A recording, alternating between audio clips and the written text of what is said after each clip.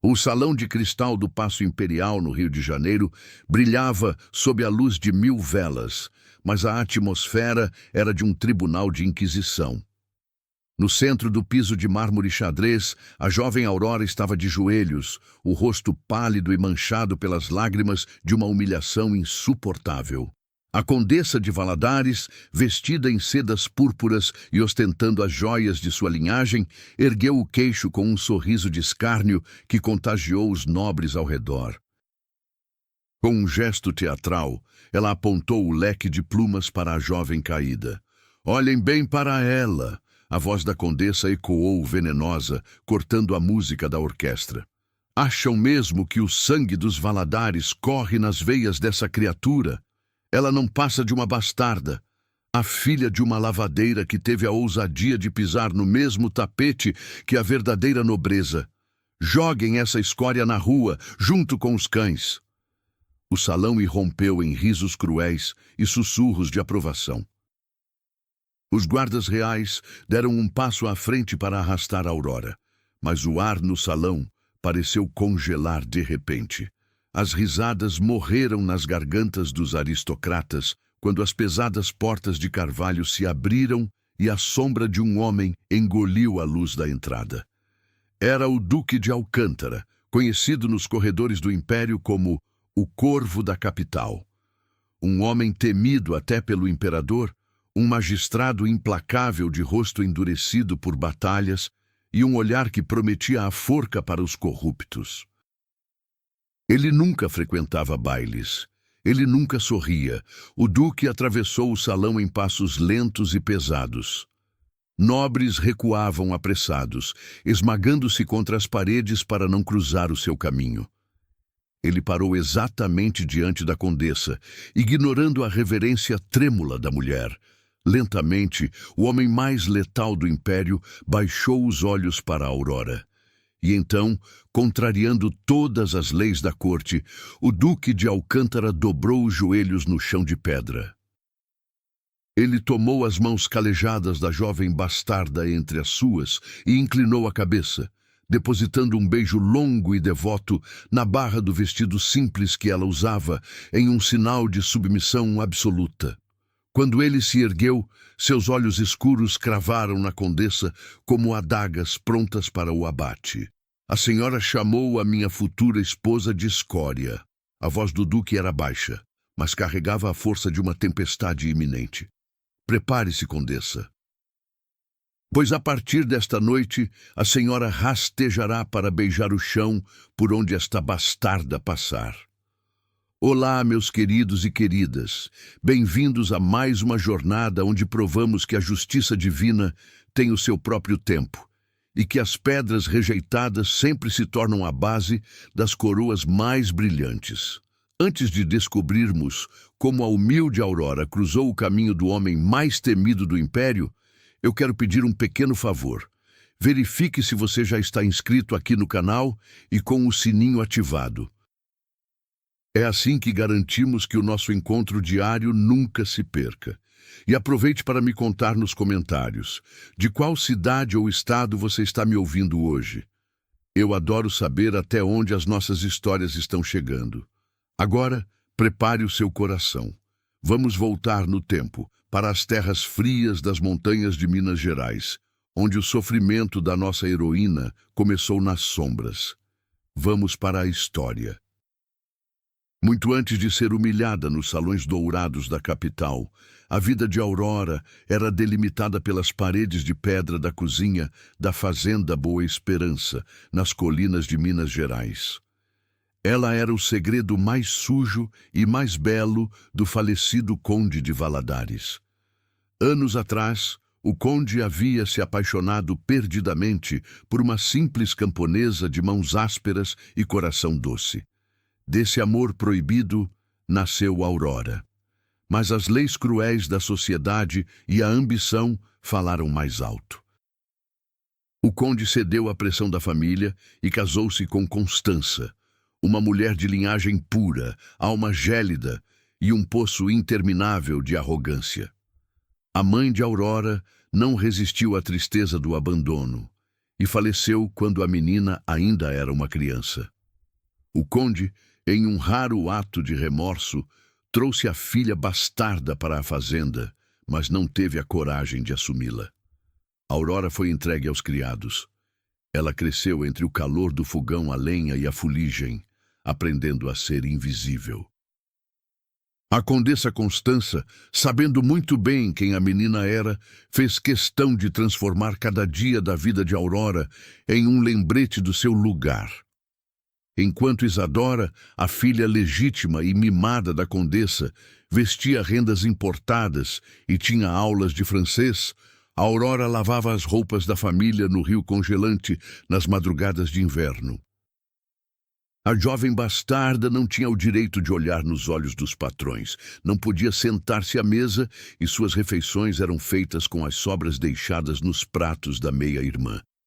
Mas havia algo em Aurora que a condessa não conseguia destruir: a dignidade. O silêncio da jovem não era de submissão burra, era de uma observadora perspicaz. Aurora aprendeu a ler escondida, juntando os livros que Isadora jogava no lixo. Ela conhecia as contas da fazenda melhor que o administrador e entendia de botânica apenas observando as raízes que limpava para o jantar. A verdadeira tragédia se abateu sobre Boa Esperança quando o conde de Valadares morreu de um ataque fulminante. O luto de Constança durou apenas o tempo necessário para o testamento ser lido. Para a fúria absoluta da condessa, o marido havia deixado uma cláusula secreta. Uma pequena, mas valiosa parte das terras de café pertenceria a Aurora, garantindo que a filha bastarda nunca passasse fome. Constança rasgou o documento na frente do tabelião que havia sido comprado com moedas de ouro para manter o silêncio. A viúva desceu até as cozinhas, os olhos injetados de ódio, e encontrou Aurora limpando a lareira. O seu pai está morto. E com ele, a sua proteção. Constança sibilou, puxando Aurora pelos cabelos. Você não é herdeira de nada. Você é a sujeira que o meu marido deixou para trás. Arrume os seus trapos. Nós vamos para o Rio de Janeiro. Isadora será apresentada à corte e casará com um homem de poder. E você, sua bastarda, irá junto apenas para carregar os nossos penicos e limpar os sapatos do imperador, se for preciso.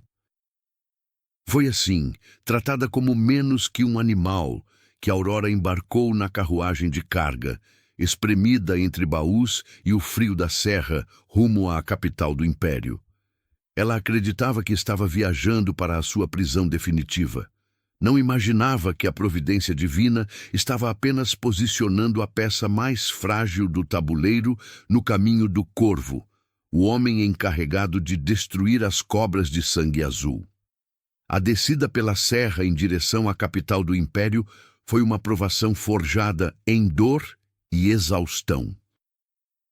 Enquanto a condessa Constança e sua filha Isadora viajavam no interior acolchoado da carruagem principal, protegidas do vento cortante e da poeira da estrada por cortinas de veludo espesso, Aurora viajava na parte traseira do carro de bagagens.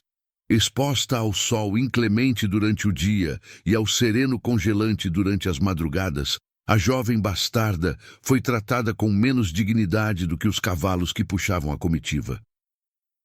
Seus pulsos doíam de tanto segurar as cordas que amarravam os pesados baús de mogno, e seus lábios racharam sob a secura do ar das montanhas, mas ela não derramou uma única lágrima.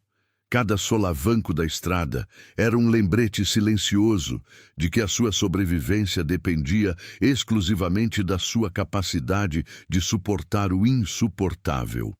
Quando finalmente avistaram a Baía de Guanabara, o Rio de Janeiro se revelou não como um paraíso tropical, mas como um caldeirão fervente de vaidades e ilusões. A cidade fervilhava com a nobreza que abandonava suas fazendas no interior para a temporada de inverno na corte. A carruagem da família Valadares parou diante de um imponente casarão de 3 andares no bairro de São Cristóvão, muito próximo ao Paço Imperial. A fachada ostentava brasões de pedra e janelas amplas, mas por dentro a realidade financeira da condessa era muito mais sombria do que ela ousava admitir. A morte do conde de Valadares havia deixado dívidas colossais, ocultas sob uma fina camada de ostentação. O dinheiro estava acabando rapidamente. O desespero de Constança para casar Isadora com um ministro ou um banqueiro poderoso não era apenas uma questão de status, era uma questão de sobrevivência absoluta. Se Isadora não conseguisse um noivo rico antes do fim da temporada, as portas do casarão seriam trancadas pelos credores e a nobreza da família viraria pó. Por causa dessa urgência doentia, a carga de trabalho de Aurora foi multiplicada além dos limites humanos. A jovem foi instalada em um cubículo úmido no porão, ao lado da despensa de carvão, onde a luz do sol jamais entrava. Durante semanas, ela dormiu apenas 2 ou 3 horas por noite. Suas mãos, já calejadas da vida na fazenda, agora sangravam enquanto ela esfregava o chão de mármore do casarão, polia as pratas herdadas e lavava as anáguas de seda de Isadora com água fervente e sabão de cinzas.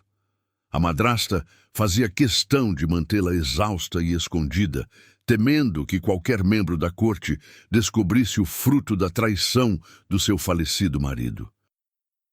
Foi nas noites insones, ouvindo os sussurros temerosos dos outros criados e dos escravizados da casa, que Aurora ouviu falar pela primeira vez sobre o homem que governava o medo na capital.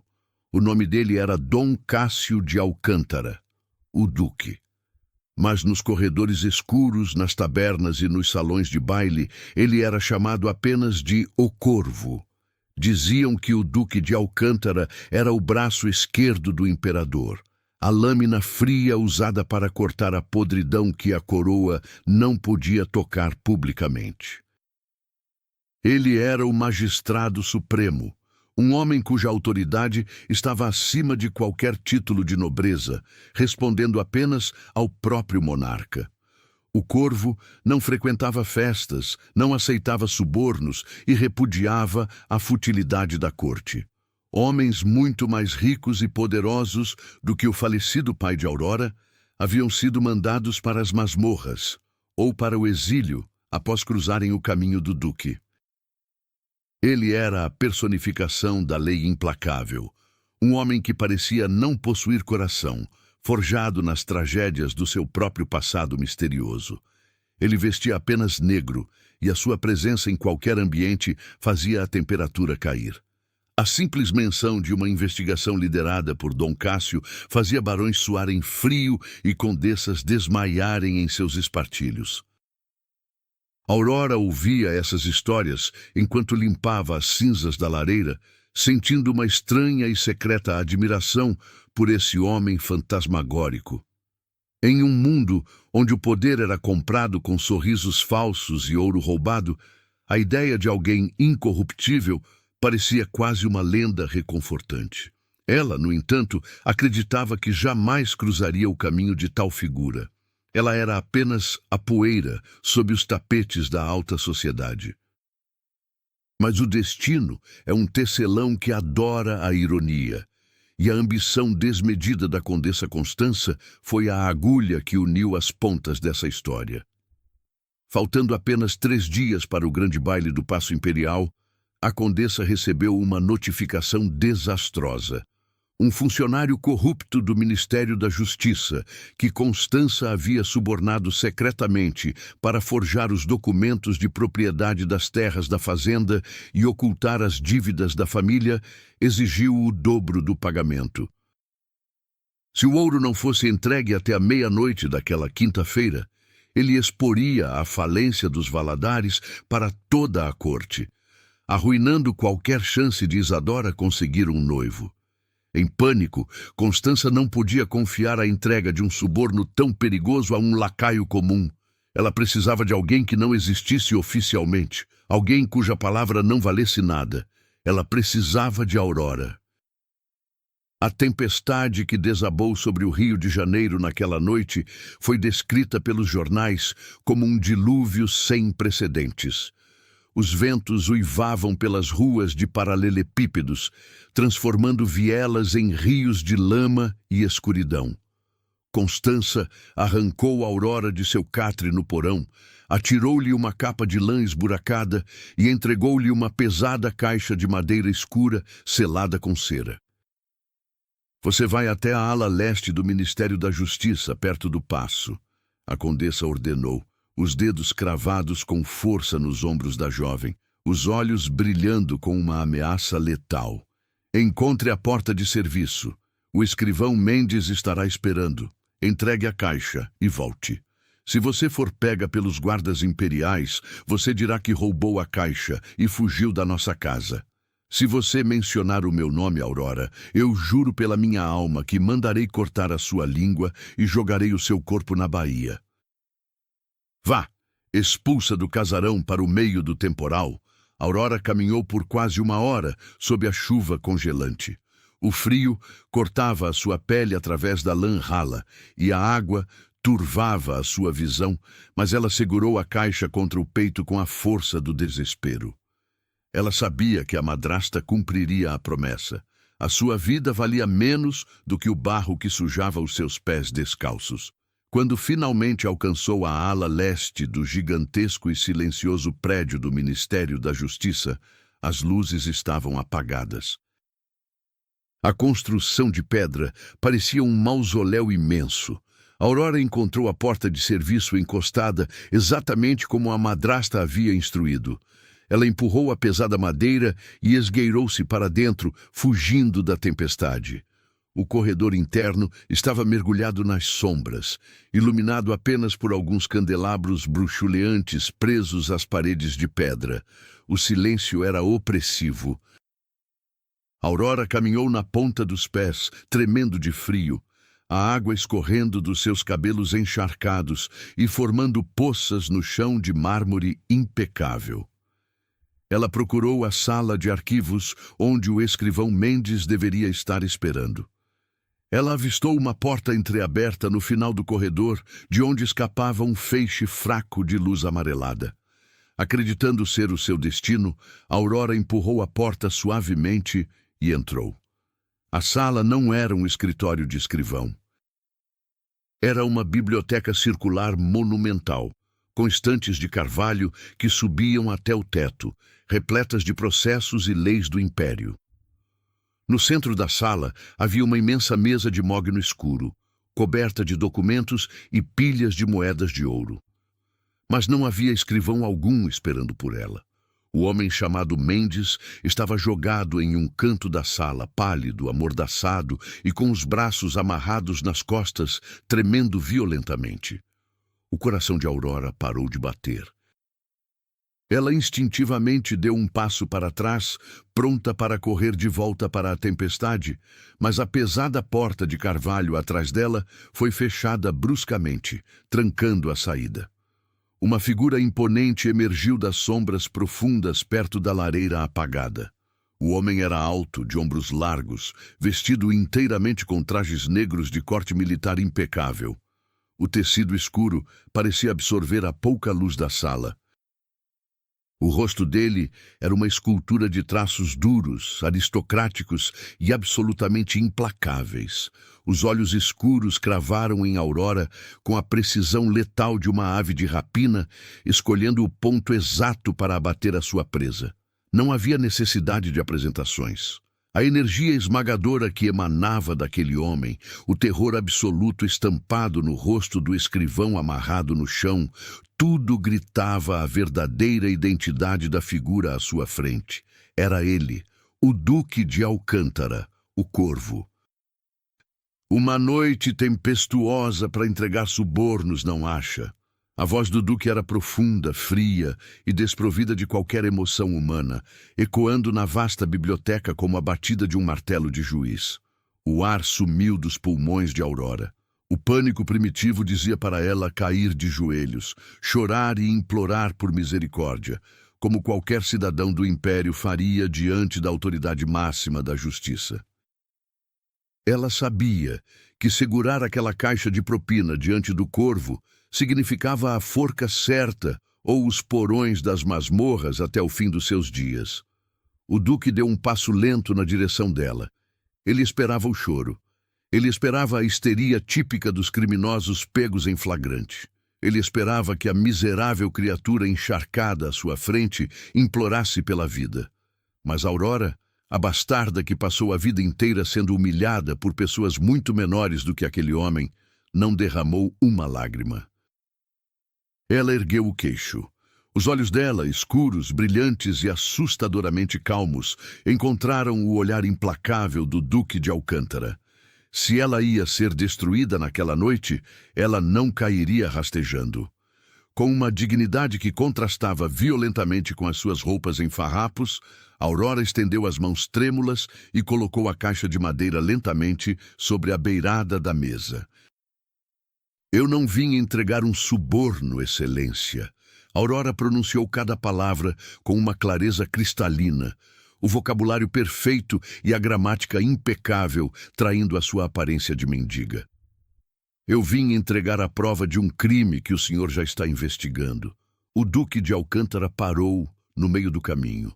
As sobrancelhas espessas do homem mais temido do império franziram-se ligeiramente, revelando a sua primeira fagulha de confusão em anos.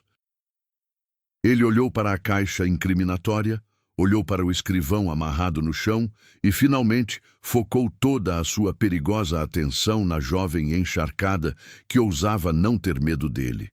O jogo havia acabado de começar, e o corvo percebeu que a peça mais fascinante do tabuleiro não pertencia à realeza, mas à escuridão da tempestade. O silêncio que se abateu sobre a biblioteca circular do Ministério da Justiça era denso o suficiente para ser cortado com uma lâmina. Do lado de fora, a tempestade castigava as janelas altas de vitrais escuros, a chuva açoitando o vidro com uma fúria implacável, mas dentro daquela sala, a verdadeira tempestade estava nos olhos do Duque de Alcântara. Dom Cássio não se moveu imediatamente. Ele permaneceu como uma estátua de obsidiana, avaliando a jovem maltrapilha que acabara de colocar uma caixa de suborno sobre a sua mesa com a altivez de uma rainha. Durante os seus muitos anos como o braço punitivo do imperador, o duque havia interrogado assassinos brutais, generais traidores e barões corruptos. Todos, invariavelmente, rastejavam, suplicavam ou tentavam comprar a própria liberdade com mentiras elaboradas. Ninguém, muito menos uma criada vestindo farrapos encharcados, jamais o encarara com tamanha audácia. Lentamente, com passos que não emitiam som algum contra o piso de mármore polido, o corvo contornou a grande mesa de mogno. O escrivão Mendes, amordaçado no chão, contorcia-se em pânico silencioso, sabendo que a sua vida havia chegado ao fim. Dom Cássio ignorou o verme. Seus olhos escuros estavam fixos em Aurora. O duque parou diante da jovem. A diferença de altura era intimidadora. Ele era uma muralha de músculos forjados em treinamento militar rigoroso, vestido no tecido pesado e escuro de seu cargo, enquanto ela tremia incontrolavelmente sob as roupas molhadas que grudavam em seu corpo frágil. Contudo, a espinha dorsal de Aurora permanecia ereta. Com um movimento calmo e deliberado, Dom Cássio estendeu a mão enluvada em couro negro e abriu a tampa da caixa de madeira que Aurora trouxera. O brilho do ouro refletiu a luz fraca dos candelabros. Havia dezenas de moedas imperiais perfeitamente empilhadas, uma fortuna capaz de comprar uma frota inteira de navios mercantes. Mas não foi o ouro que prendeu a atenção do magistrado. Sob as moedas descansava um maço de documentos atados com uma fita de seda vermelha. O duque retirou os papéis, quebrando o selo de cera com o polegar. Seus olhos ágeis varreram as linhas escritas em caligrafia rebuscada. Eram as escrituras originais da Fazenda Boa Esperança, acompanhadas por registros de dívidas bancárias colossais em nome do falecido Conde de Valadares e ordens de falsificação assinadas pela própria Condessa Constança. Eram as provas materiais que o Duque vinha caçando há meses para desmantelar a rede de corrupção que infestava a corte. E agora, essas provas haviam sido entregues em suas mãos por uma garota que parecia ter saído dos esgotos da cidade. A Condessa de Valadares a enviou para entregar isso a este homem. A voz do Duque era grave, apontando para o escrivão no chão sem sequer olhar para ele. O acordo era simples. O ouro compraria a falsificação dos registros e a condessa manteria a sua falsa nobreza intacta. Você cumpriu a ordem dela vindo até aqui.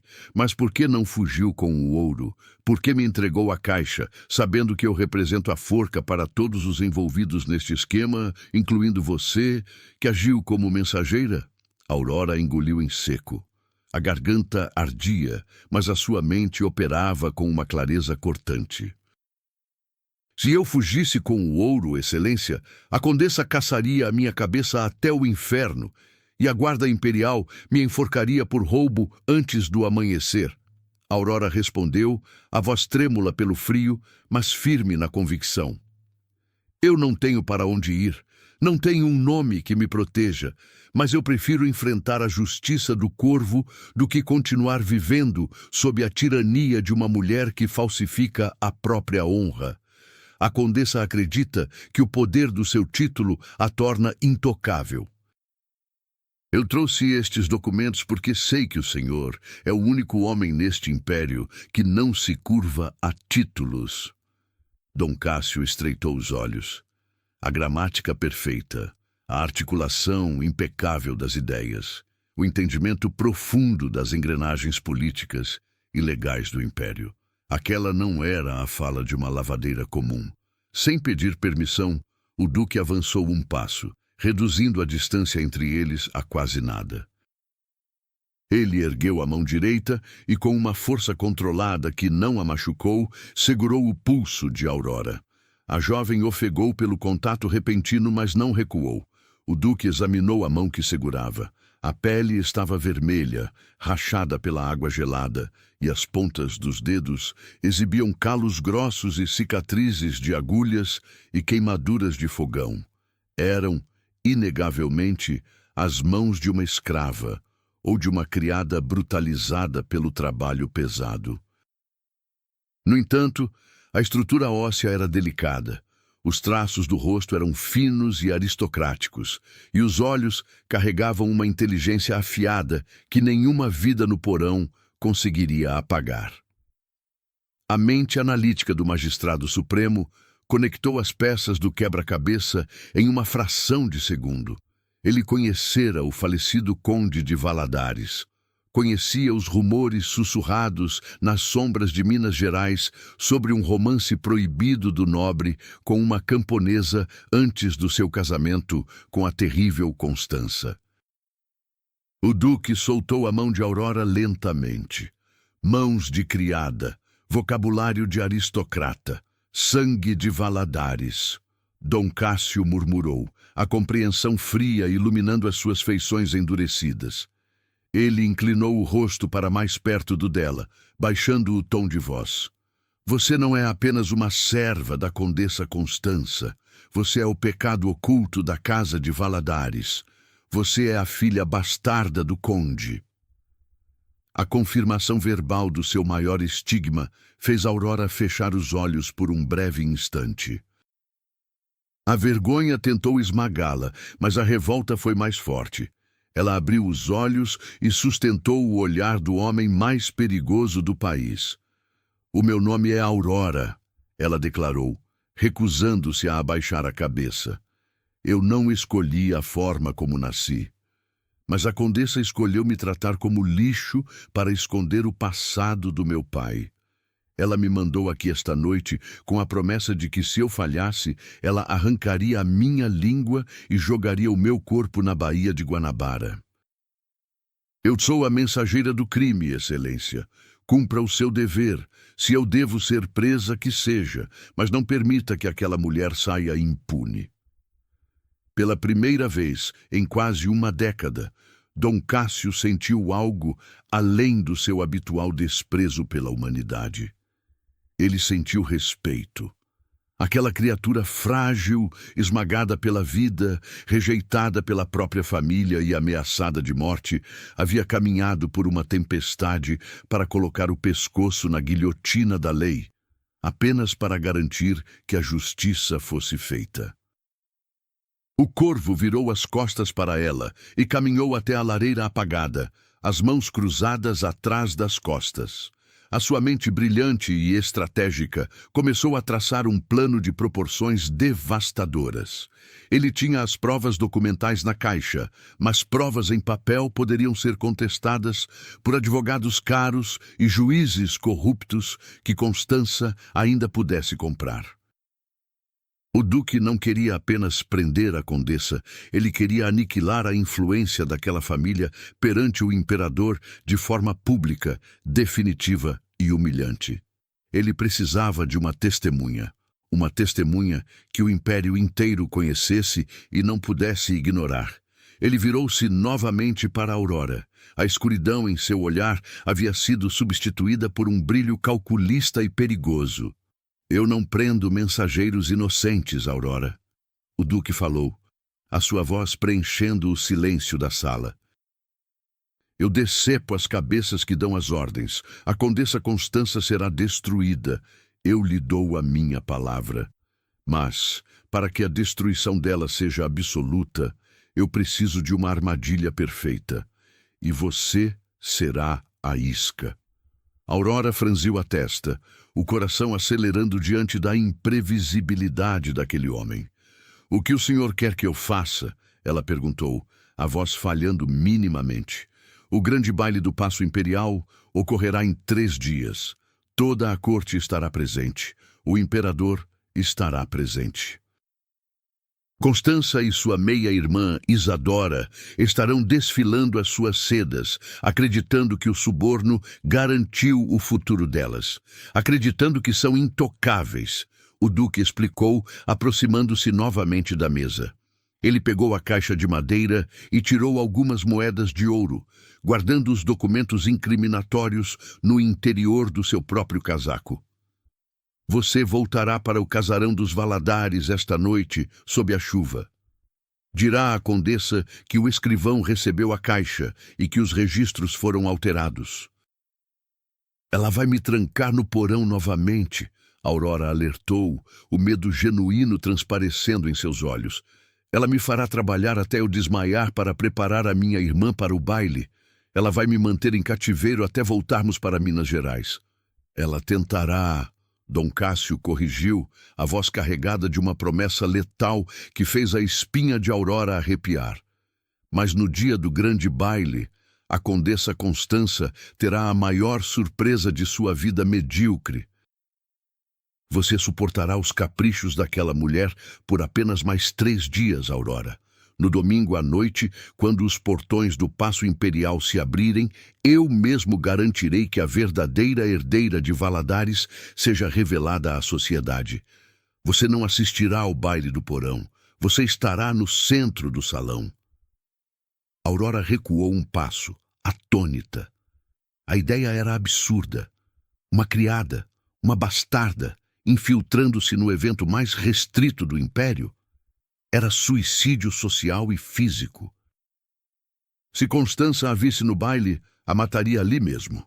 Eu não tenho vestidos, Excelência. Eu não tenho joias, nem carruagem, nem convite. Eu cheiro a carvão e lixívia.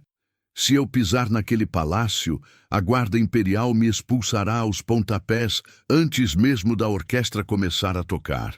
Dom Cássio de Alcântara, o homem que não sorria há anos, permitiu que o fantasma de um sorriso sombrio tocasse o canto dos seus lábios. O olhar dele não era de pena, era a avaliação fria de um arquiteto admirando uma obra-prima que ele estava prestes a esculpir.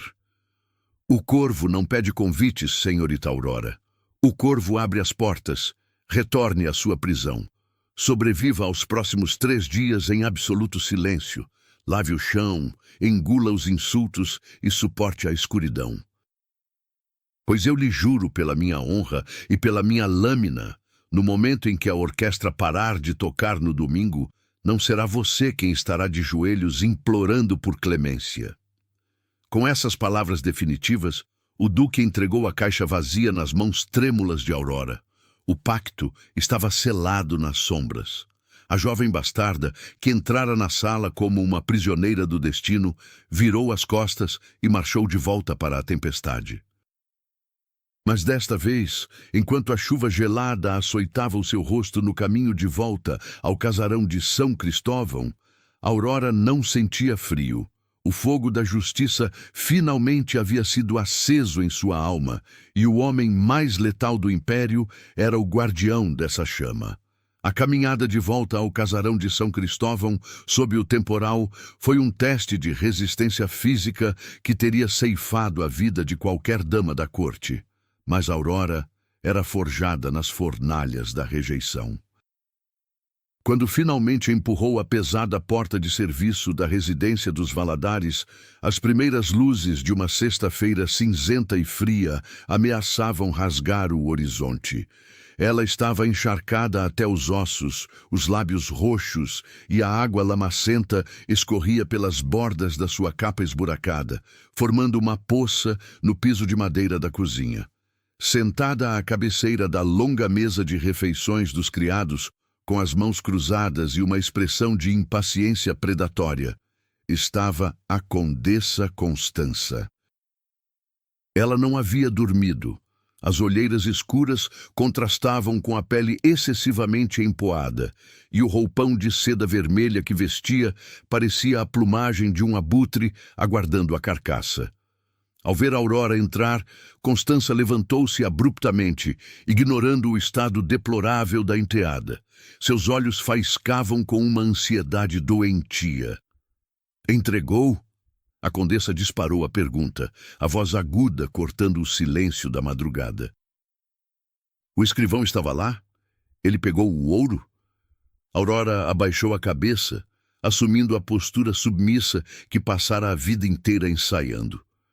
Com as mãos ainda trêmulas pelo frio, ela retirou a caixa de madeira debaixo da capa e a estendeu. A caixa estava vazia e visivelmente mais leve. Sim, senhora. O homem estava na sala dos fundos, como ordenou. Aurora mentiu com uma naturalidade que impressionou a si mesma, a voz rouca disfarçando qualquer hesitação. Ele conferiu as moedas e levou os papéis. Deixou a caixa vazia para trás. Ele disse que o registro seria alterado antes do amanhecer. Constança arrancou a caixa das mãos de Aurora e a abriu, confirmando o vazio. Um suspiro profundo de alívio macabro escapou dos lábios da madrasta. A tensão que repuxava as suas feições derreteu, substituída por um sorriso de triunfo tão arrogante que embrulharia o estômago de um homem santo. A condessa acreditava piamente que havia comprado o império. Ela acreditava que a sua farsa estava cimentada nas paredes do Ministério da Justiça, alheia ao fato de que o próprio Corvo da capital possuía os documentos originais guardados junto ao peito. Perfeito! Constança sussurrou, acariciando a madeira molhada. Em seguida, o seu olhar de superioridade retornou para Aurora, carregado de desprezo. Você teve a sua utilidade, bastarda. Agora volte para o seu buraco. O baile é no domingo, e o vestido de Isadora ainda precisa que as pérolas do corpete sejam reforçadas. Você não dormirá até que cada fio de seda da minha filha esteja digno de uma imperatriz. Limpe a lama que você trouxe para a minha cozinha e desapareça da minha vista. As 72 horas que se seguiram foram um mergulho no mais absoluto inferno físico para Aurora. O casarão entrou em um estado de histeria febril. Isadora, a meia-irmã legítima, comportava-se como uma tirana enlouquecida pela vaidade. O futuro de sua linhagem dependia daquela única noite no Paço Imperial. O vestido escolhido por Constança para a filha era uma monstruosidade de seda dourada, pesando quilos de renda francesa e pedrarias que precisavam ser polidas uma a uma. Aurora foi confinada à lavanderia nos fundos da casa e aos aposentos da irmã. As suas mãos, que haviam sido inspecionadas pelo Duque de Alcântara, agora sofriam novos castigos. Ela passou a sexta-feira inteira mergulhando os braços em caldeirões de água fervente com lixívia para branquear as anáguas de Isadora, a pele dos seus dedos rachando e sangrando sob a agressividade do sabão de cinzas. No sábado, passou quase 18 horas ajoelhada no chão de tábuas duras do quarto da irmã, costurando as pérolas no corpete do vestido dourado, com a visão turva pela exaustão e pontadas agudas de dor na base da coluna. Isadora andava de um lado para o outro, criticando cada movimento da bastarda. "Cuidado com os fios, sua inútil!" Isadora gritou na tarde de sábado, desferindo um tapa ardido com o leque fechado na nuca de Aurora. "Se você manchar a minha seda com esse sangue sujo dos seus dedos, eu mesma mandarei o feitor arrancar a sua pele com um chicote. O ministro da Fazenda estará no baile amanhã. Ele precisa olhar para mim e ver a futura senhora da capital, não o trabalho porco de uma lavadeira." Aurora engoliu a humilhação em silêncio. A dor nas costas era insuportável. A fome corroía o seu estômago vazio, mas a sua mente estava a milhas de distância daquele quarto. Enquanto a agulha perfurava o tecido dourado, a memória dos olhos escuros e implacáveis do Duque a mantinha ancorada na sanidade. A promessa dele ecoava em sua mente como um cântico sagrado. "Eu decepo as cabeças que dão as ordens." Ela suportaria qualquer insulto, qualquer dor física, sabendo que a contagem regressiva para a ruína das Valadares já havia começado. A esperança, pela primeira vez em sua vida miserável, era uma armadura invisível. O domingo amanheceu ensolarado, contrastando com a escuridão que dominava as emoções dentro da casa. A tarde voou em meio a uma nuvem de pó de arroz, perfumes fortes vindos de Paris e as ordens histéricas da condessa. Quando a noite finalmente caiu, o momento da partida chegou. Isadora desceu as escadas principais como uma visão forjada em ouro e falsidade. O vestido reluzia sob os lustres da casa, o espartilho apertado ao limite, sufocando-a em nome da beleza, e os cabelos castanhos erguidos em um penteado monumental, adornado com fios de ouro. Constança, vestida em púrpura profunda e ostentando os rubis da família que o Duque já sabia estar empenhorados, olhou para a filha com lágrimas de ganância. Elas estavam prontas para conquistar o mundo. Aurora observava a cena das sombras do corredor de serviço, o corpo dolorido encostado na parede fria. Ela usava os mesmos trapos de sempre, o rosto sujo de fuligem e exaustão. Constança virou-se, localizando a enteada com um olhar mortífero. "O nosso trabalho aqui está feito", a condessa decretou, ajustando as luvas de seda. Ela apontou para a porta do porão. "Desça, entre na despensa de carvão. Você ficará trancada lá até retornarmos na madrugada. Se os meus criados ouvirem um único ruído vindo de você, eu garantirei que a sua ração de pão e água seja cortada pelo resto do mês." Andy, sem emitir uma palavra de protesto, Aurora desceu as escadas de pedra fria do porão. Ela entrou na despensa úmida, cheirando a mofo e carvão mineral. O som da chave girando pesadamente na fechadura pelo lado de fora selou a sua prisão.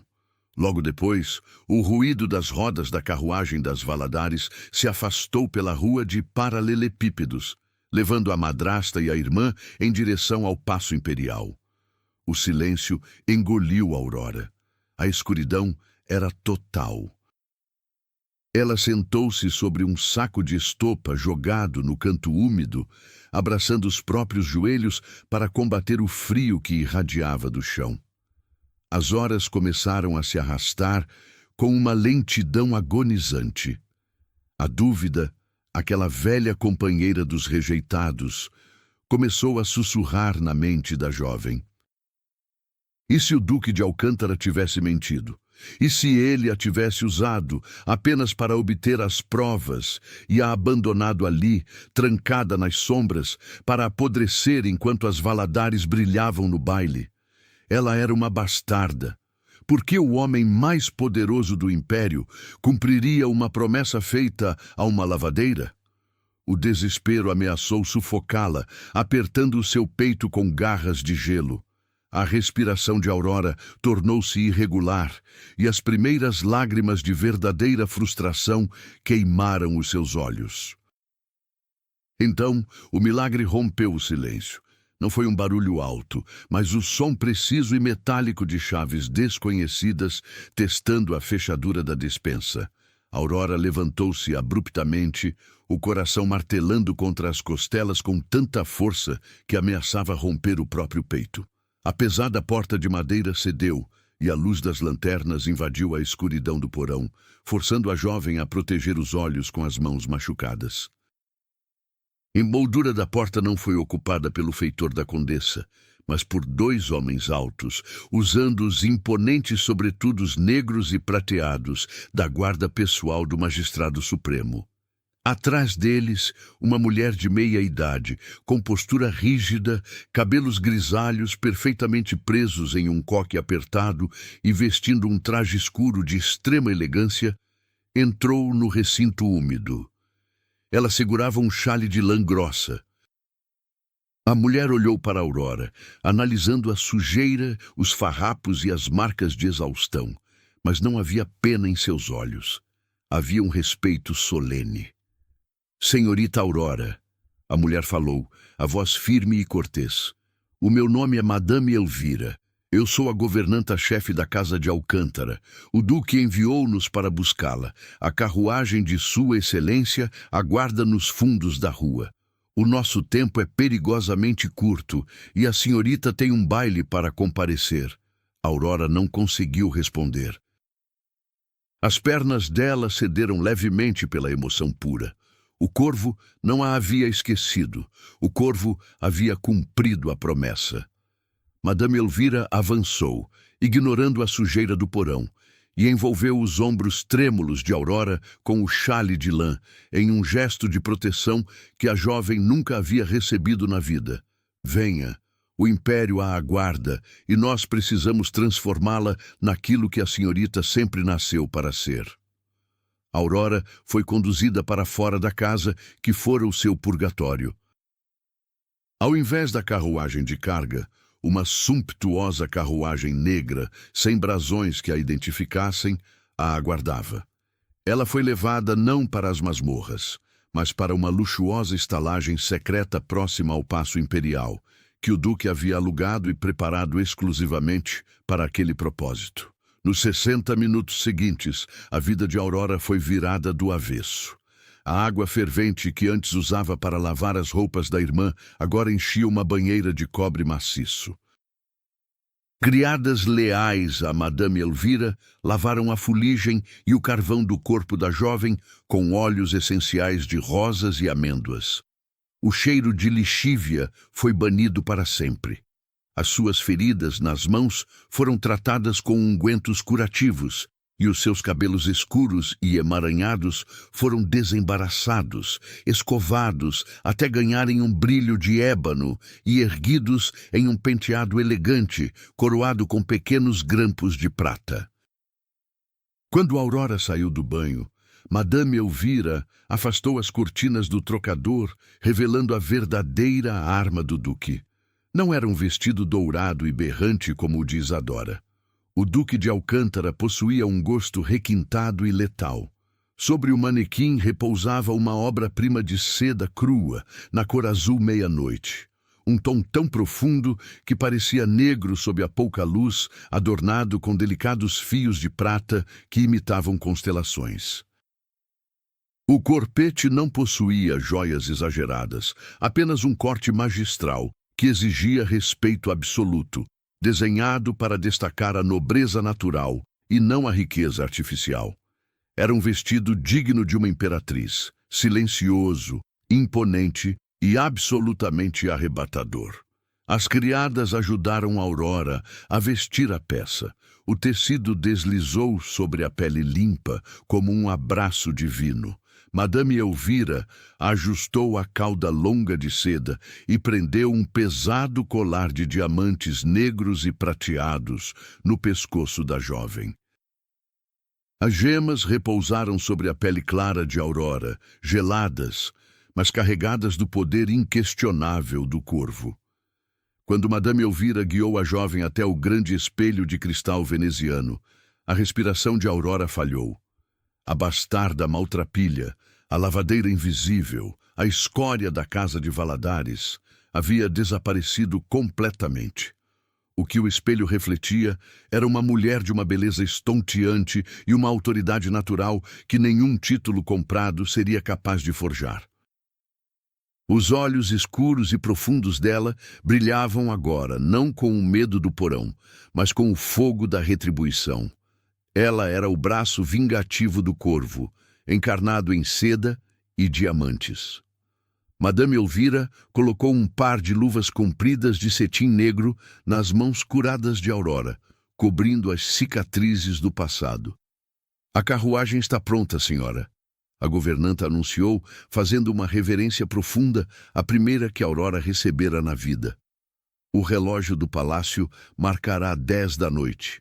O salão estará cheio. O palco do duque está montado. Chegou a hora de tomar a sua coroa. Aurora virou-se para a porta, a espinha ereta, o queixo erguido e o coração blindado. A tempestade que ela havia enfrentado não era nada comparada à tempestade que ela estava prestes a desencadear dentro da corte imperial. O fim da mentira havia chegado. O salão de cristal do Paço Imperial era a representação física do poder absoluto no Rio de Janeiro. Sob o teto adornado com afrescos renascentistas, dezenas de imensos lustres de cristal bacará derramavam uma luz dourada sobre a mais alta e restrita nobreza do império. O ar estava saturado com o perfume denso de orquídeas raras, charutos cubanos importados e o cheiro doce do poder. No fundo do salão, em um estrado elevado forrado com veludo carmesim, o próprio imperador observava a corte em silêncio, ladeado por seus conselheiros. A condessa Constança flutuava pelo piso de mármore xadrez como se fosse a dona da coroa. Acreditando piamente que as suas dívidas haviam sido apagadas pelas sombras da corrupção, ela desfilava a sua arrogância em um vestido púrpura, puxando a filha Isadora pelo braço. A jovem legítima, espremida em sua armadura de seda dourada, sorria falsamente para os banqueiros e ministros. Constança havia acabado de encurralar o ministro da Fazenda, um viúvo rico e influente, e estava prestes a fechar o acordo de noivado que salvaria a sua linhagem do abismo. O plano da madrasta havia funcionado perfeitamente. A escória estava trancada no porão, e o império estava aos seus pés. Mas a falsa paz dos corruptos possui a mesma fragilidade de uma taça de vidro na beira de um precipício. A grande orquestra imperial, que tocava uma valsa rodopiante, interrompeu a música abruptamente. Não foi uma pausa programada. Os músicos simplesmente pararam, um por um, com os arcos suspensos sobre os violinos, os olhos arregalados em direção ao topo da imensa escadaria de mármore branco que dava acesso ao salão principal. O silêncio desceu sobre a corte como uma mortalha pesada. As conversas morreram. Os leques pararam de abanar. Nobres, barões e até o próprio ministro da Fazenda viraram os rostos, atraídos pela mesma força magnética. No topo da escadaria, ladeada por 2 guardas imperiais de elite que haviam cruzado as lanças para permitir a sua passagem, estava Aurora. Ela não era mais a criatura suja de fuligem e exaustão. Vestindo a seda azul meia-noite que parecia ter sido costurada com pedaços do próprio céu estrelado e ostentando os diamantes negros do Duque de Alcântara no pescoço, Aurora era a visão mais deslumbrante e aterradora que a corte já presenciara. A sua postura era de uma soberana inquestionável. Mas o que paralisou os velhos barões e as damas mais antigas não foi apenas a beleza estonteante, foi a semelhança fantasmagórica. Os traços finos, os olhos escuros, a inclinação altiva do queixo. Ela era a imagem esculpida e aperfeiçoada do falecido conde de Valadares. O sangue não podia ser falsificado por documentos. E ali estava a prova viva do pecado e da nobreza de um dos fundadores daquelas terras. Constança, que conversava animadamente com o ministro, sentiu o sangue congelar nas veias. A taça de cristal que ela segurava escorregou de seus dedos trêmulos, espatifando-se no piso de mármore. O som do vidro quebrando foi o único ruído no salão inteiro. Não! Constança sussurrou, a voz esganiçada pelo pavor, o rosto perdendo todas as cores sob o pó de arroz. É impossível! Ela está trancada! É um fantasma! Isadora, ao lado da mãe, começou a tremer incontrolavelmente, os olhos arregalados de terror ao reconhecer a meia-irmã que ela havia espancado e humilhado horas antes. Aurora começou a descer a escadaria.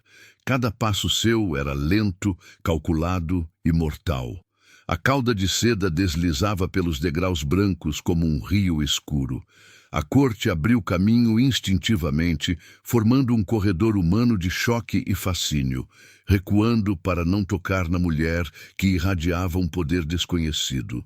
O pânico substituiu a sanidade na mente da condessa. Ver o seu império de mentiras ameaçado pela presença daquela quem ela mais odiava no mundo destruiu o seu polimento social. Movida pelo desespero de um animal encurralado, Constança avançou para o centro da pista, o rosto desfigurado pelo ódio. Quando Aurora pisou no último degrau, Constança não suportou. Ela ergueu o queixo com um sorriso de escárnio frenético, tentando desesperadamente retomar o controle da narrativa diante da corte atônita. Com um gesto teatral e violento, a condessa apontou o leque de plumas trêmulo para a jovem. Olhem bem para ela. A voz da condessa ecoou venenosa, estridente, rasgando o silêncio e chegando até o trono do imperador.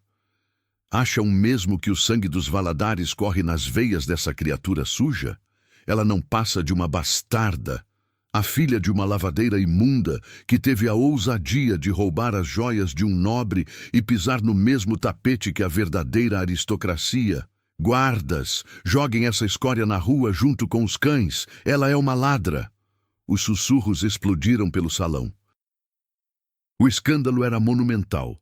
2 guardas reais, condicionados a obedecer às ordens da alta nobreza, deram um passo à frente com as alabardas erguidas, prontos para segurar os braços de Aurora e arrastá-la para as masmorras. Mas o ar no salão pareceu congelar de repente. As pesadas portas duplas de carvalho maciço da entrada principal foram empurradas para abrirem com uma força esmagadora, e a sombra de um homem engoliu a luz do recinto. O Duque de Alcântara, o magistrado supremo, o Corvo. Ele estava vestido em seu uniforme militar negro, sem medalhas, sem ostentação, apenas a personificação da justiça implacável. Ele atravessou o salão em passos lentos, ritmados e pesados. Nobres recuavam apressados, quase tropeçando uns nos outros, esmagando-se contra as paredes e pilastras de mármore para não cruzar o caminho do carrasco da coroa. A temperatura pareceu cair de forma drástica. O imperador, do alto do seu estrado, não moveu um músculo, concedendo tacitamente o palco ao seu executor mais letal. Dom Cássio parou exatamente entre os dois guardas imperiais, lançando-lhes um olhar tão gélido e autoritário que ambos recuaram instantaneamente, abaixando as armas e curvando as cabeças em submissão. O duque ignorou a condessa Constança, que tremia violentamente, os lábios balbuciando palavras ininteligíveis de pavor. Lentamente, o homem mais temido do império, aquele que barões juravam não possuir coração, baixou os olhos escuros para a Aurora. E então, contrariando todas as leis de hierarquia da corte, rasgando os protocolos e destruindo a farsa da sociedade em um único movimento, o Duque de Alcântara dobrou os joelhos no chão duro de mármore. O salão inteiro prendeu a respiração. Um choque coletivo tão profundo que algumas damas precisaram se apoiar nos pilares para não desfalecer. O corvo tomou as mãos de Aurora entre as suas, as mesmas mãos que Constança havia tentado destruir com lixívia e trabalho escravo. Ele inclinou a cabeça, abaixou os ombros largos em sinal de reverência absoluta e depositou um beijo longo e devoto na barra do vestido azul meia-noite da jovem, coroando-a diante de todo o império. Quando Dom Cássio se ergueu, ele não soltou a mão de Aurora. Ele a manteve entrelaçada à sua, puxando a jovem gentilmente para o seu lado, transformando-a de bastarda rejeitada na protegida máxima da justiça imperial. O duque virou lentamente o rosto para a condessa Constança. Os olhos do corvo cravaram na madrasta como adagas envenenadas prontas para o abate. A senhora chamou a minha futura esposa de escória.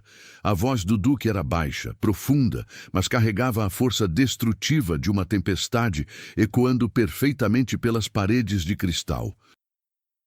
E teve a audácia de acusá-la de roubo, quando as únicas mãos sujas nesta sala são as suas, Constança.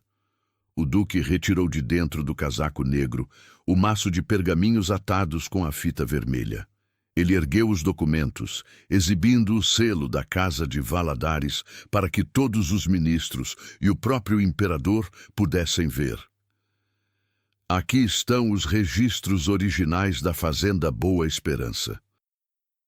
O testamento ocultado pelo qual o falecido conde reconhecia a Aurora como sua legítima herdeira e que a senhora destruiu para roubar-lhe a herança.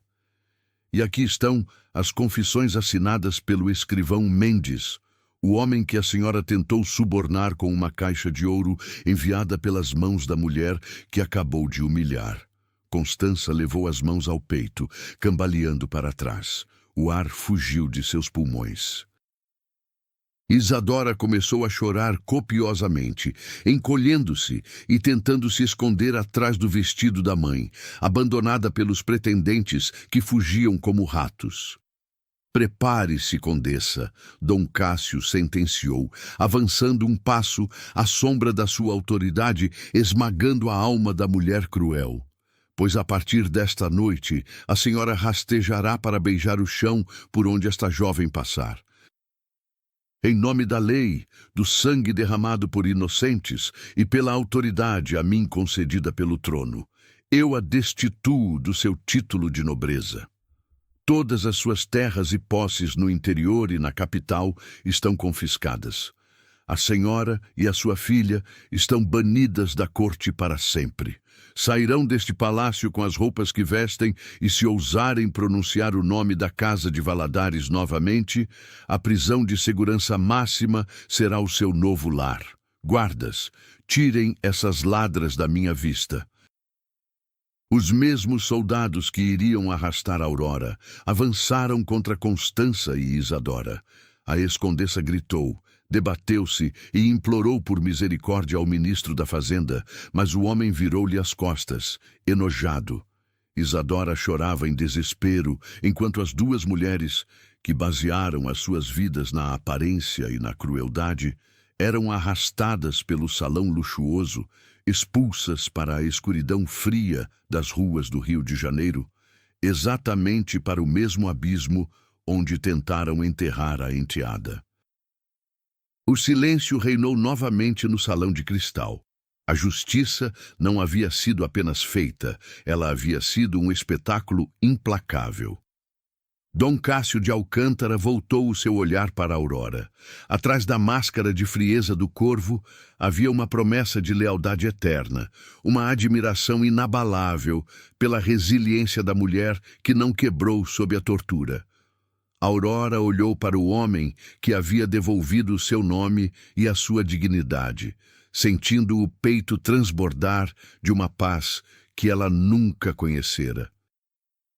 A vingança estava completa, mas o amor verdadeiro, forjado nas sombras do desespero e revelado na luz da verdade, estava apenas começando. O Duque de Alcântara ofereceu o braço esquerdo à jovem, e sob os olhares curvados e respeitosos de todo o império, o corvo e a verdadeira herdeira de Valadares abriram a dança. E assim fechamos os portões do Salão de Cristal, meus queridos. A história de Aurora e do poderoso Duque de Alcântara ecoa uma verdade profunda que muitas vezes esquecemos quando estamos no meio das nossas piores provações. Quantas vezes o mundo tentou colocar um rótulo em você? Quantas vezes pessoas cruéis, movidas pela inveja e pelo orgulho, tentaram te esconder no porão da vida, dizendo que você não tinha valor, que você não merecia estar na mesa, que você era menos importante pelas suas origens ou pelas suas batalhas ocultas. A Condessa Constança acreditava que, humilhando e escondendo a Aurora nas sombras, ela conseguiria apagar o verdadeiro brilho da jovem. Mas o que ela não sabia é que Deus usa exatamente as sombras para forjar o nosso caráter e preparar a nossa coroação. O lugar da nossa maior humilhação se transforma no palco da nossa maior exaltação. A pedra que foi rejeitada pelos construtores é muitas vezes exatamente a pedra que o Senhor escolheu para sustentar as paredes do castelo. Nunca abaixe a cabeça para as mentiras que contam sobre você. O seu valor não é definido por quem não tem capacidade de enxergar o seu coração. Você pode estar enfrentando tempestades, lavando a sua alma em lágrimas e sentindo o peso do mundo nas costas, mas confie. O grande juiz, muito mais poderoso que o duque desta história, está com as provas da sua inocência nas mãos. O seu tempo de sair do porão e assumir o lugar de honra que a vida preparou para você vai chegar. E quando esse dia chegar, aqueles que riram da sua queda terão que assistir, em silêncio, à sua vitória inquestionável. Se essa mensagem tocou o seu coração hoje, se ela trouxe uma centelha de força para a sua jornada, deixe o seu like neste vídeo. Ele é o termômetro que me mostra que estamos no caminho certo. Compartilhe esta história com alguém que está precisando lembrar do próprio valor e que precisa saber que a justiça nunca falha. E claro, inscreva-se no canal para continuarmos desbravando juntos esses romances de superação. Me conta nos comentários, qual foi a parte que mais te emocionou hoje? Foi a entrada no baile ou a força silenciosa da nossa protagonista? Eu leio todos e respondo a maioria. Que a luz divina ilumine a sua semana, que dissipe as sombras dos seus problemas e que a paz governe o seu coração. Fiquem com Deus e até a nossa próxima história.